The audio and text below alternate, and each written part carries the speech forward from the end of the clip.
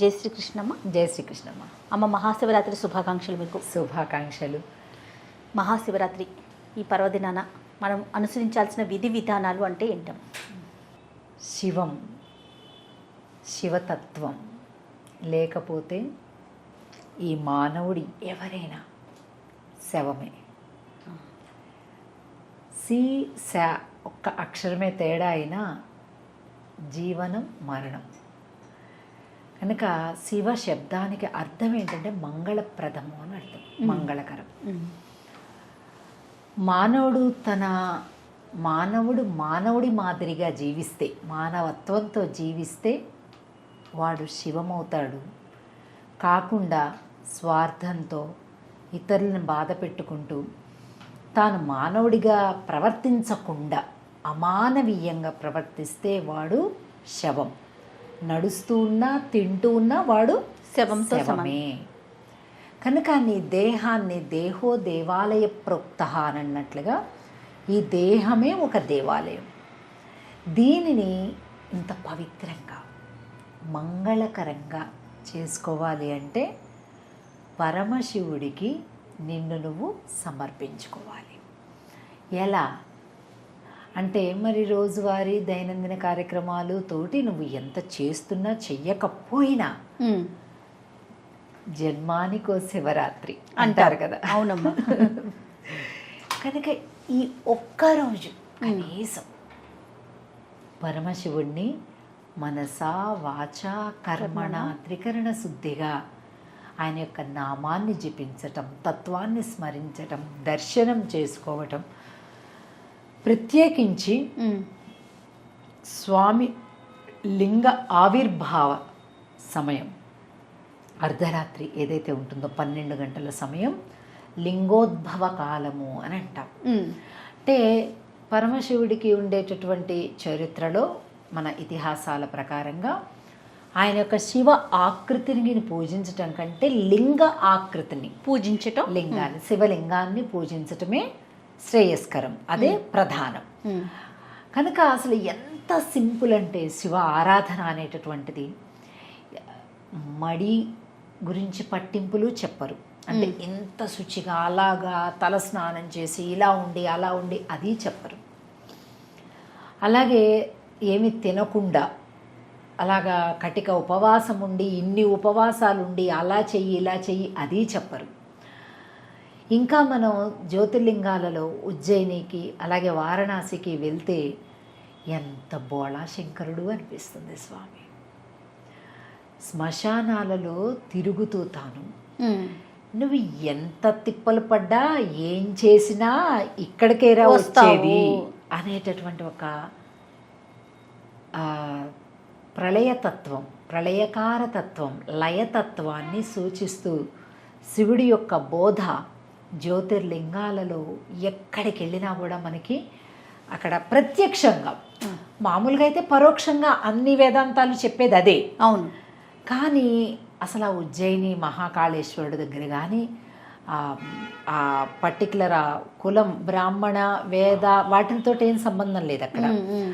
So చండాలుడైనటువంటి వాళ్ళు అక్కడి నుంచి ఆ భస్మాన్ని తీసుకొచ్చి స్వామి దగ్గరికి ఒక చిత్రమైనటువంటి నాదధ్వనులతోటి మంత్రపఠనంతో ఆ కుండలలో వేసి దానికి ఒక గుడ్డని చుట్టి దాని యొక్క భస్మం అంతా కూడా స్వామికి అభిషేకం చేస్తుంటే అసలు జయ 2 కళ్ళు చాలవేమో. 2 కళ్ళు చాలవు. నీలో ఎన్ని రకాలైనటువంటి చెడు ఆలోచనలు వస్తుంటాయి. ఎందుకంటే మన మానవులం, మన చుట్టూ ప్రకృతి ఉంది.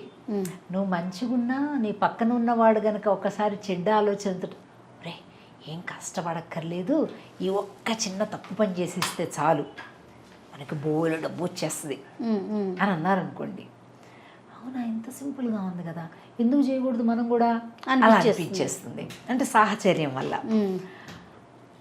అలా ప్రతి మనిషికి ప్రతి స్థాయిలో ప్రతి స్టేజ్లో కూడా ఏదో ఒకటి మనల్ని రాంగ్ డైరెక్షన్, మన బుద్ధిని వక్రీకరణ అయ్యేటటువంటి దిశగా ఎవరో ఒక పరిస్థితో ఎవరో ఒక మనిషో మనకి ఎదురుపడుతుంటారు జీవితంలో. అలాంటప్పుడు ఎంత మంచి మనిషి అయినా ఒక్కసారి తప్పు చేయాలి అనిపించేస్తుంది. నేను అనేది ఏంటంటే ఎప్పుడైనా తప్పు చెయ్యాలి అని అనిపించినప్పుడు ఒక్కసారి ఆ వారణాసిలో కానీ ఉజ్జయినిలో కానీ మనిషి యొక్క చితాభస్మంతో అభిషేకం చేయబడేటటువంటి ఆ పరమ శివుణ్ణి ఒక్కసారి ఆ దృశ్యం కళ్ళకొస్తే కూడా నువ్వు ఆపేస్తావు. ఇది రాసి పెట్టుకోండి. తప్పు చేసే సందర్భం నీ చేతిలో ఉన్నా కూడా, నీ మనసు అటువైపు లాగుతున్నా కూడా, ఆ దృశ్యం ఒక్కసారి నీకు కదలాడితే చాలు కళ్ళల్లో, మళ్ళీ నీ మనసు నీకు మళ్ళీ నియంత్రణలోకి వస్తుంది. అంత శక్తివంతమైనటువంటి దృశ్యం అది. అంటే మానసిక సాక్షాత్కారం కానీ, మనసులో కానీ, లేక మానసిక సాక్షాత్కారం కానీ, లేకపోతే ఎదురుగా చూసినా, ఒకసారి ఎదురుగా చూస్తేనే కదా నీకు మనసులోకి అది దృశ్యం కనిపించేది. కనుక అంత శక్తివంతమైనటువంటి ఒక లయతత్వాన్ని పరమశివుడు ఈ లోకంలో మనకి బోధిస్తూ ఉన్నారు. ఇంకా మనకి తెలుగు రాష్ట్రాల్లో చూస్తే శ్రీశైలం మల్లికార్జునుడు, భ్రమరాంబ అమ్మవారి అష్టాదశ శక్తిపీఠాల్లో, అలాగే స్వామి ద్వాదశ జ్యోతిర్లింగాలలో రెండూ కలిసినటువంటి అద్భుతమైనటువంటి క్షేత్రం శ్రీశైలం క్షేత్రం. మన ఆశ్రమం కూడా శ్రీశైలంకి వెళ్ళేటటువంటి తోవలోనే ఉంది. కాబట్టి ఇప్పుడు నమ్ముతానమ్మో జయ, వందల వేలాది మంది పాదభక్తులు అందరూ కూడా శివస్వాములు పాదయాత్రగా శ్రీశైలానికి మూటలు పట్టుకొని చెప్పులు లేకుండా ఎంతెంత దూరాల నుంచి ఆ రోడ్లో నడిచి వెళ్తూ. నేను ఇంతకు ముందే మీకు చెప్పాను కదా, మహబూబ్ నగర్ వెళ్ళొచ్చానమ్మా, నారాయణపేట కలెక్టర్ గారితో నేను ఇంటర్వ్యూ చేసి వచ్చాను, హరిచందన్ గారితో. చిన్న పిల్లల దగ్గర నుంచి పెద్దవాళ్ళ దాకా రోడ్డు వెంబడ ఎర్రటి ఎండలోనమ్మా ఎంత మంది కనిపించారంటే మూటలు పెట్టుకొని. మన వాళ్ళతో మాట్లాడితే మహేష్ వాళ్ళతో వాళ్ళు చెప్తున్నారు శ్రీశైలం కాలినడకన వెళ్తున్నారు.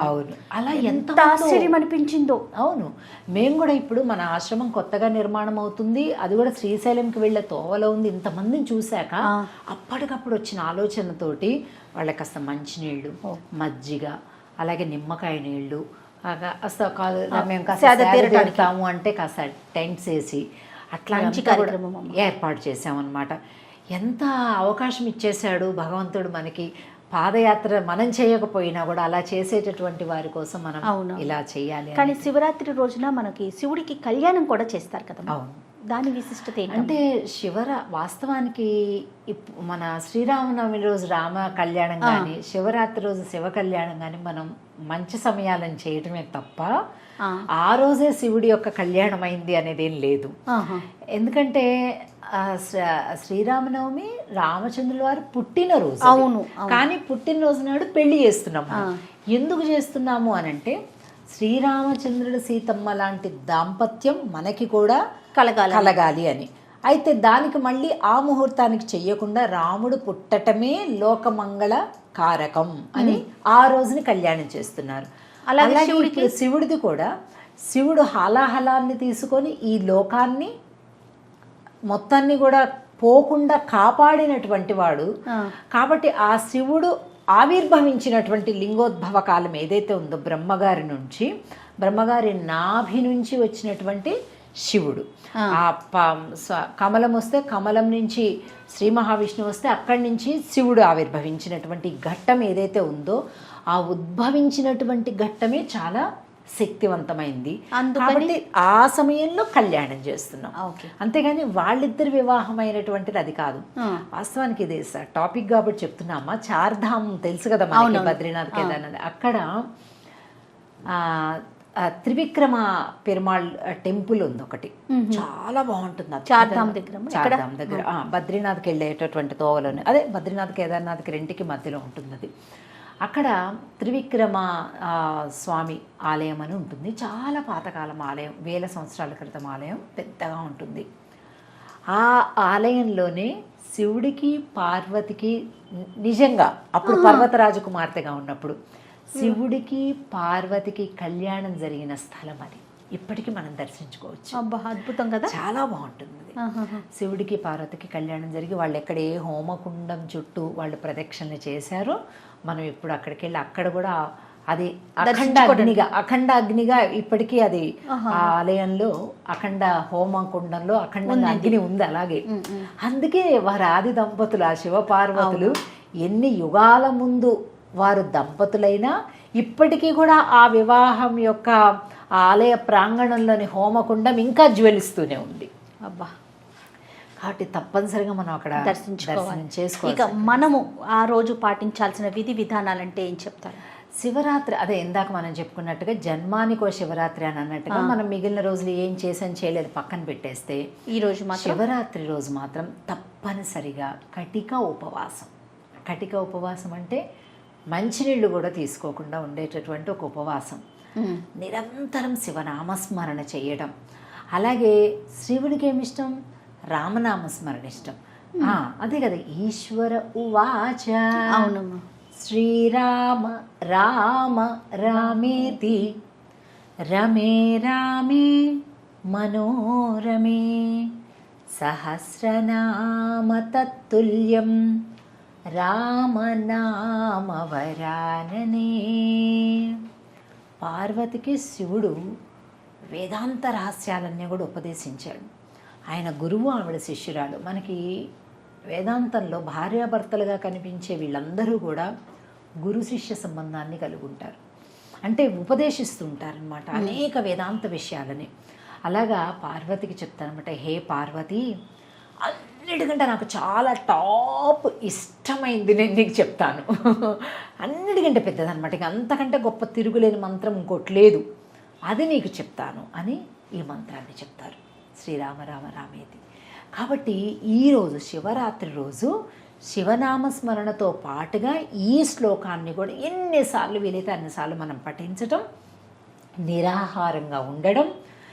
ఈ సైకత లింగము, మృణ్మయ లింగం ఎక్కువ ఇది. ఇక పాదరసంతో బంగారంతో ఉండేవి అవంతా వేరు సెక్షన్.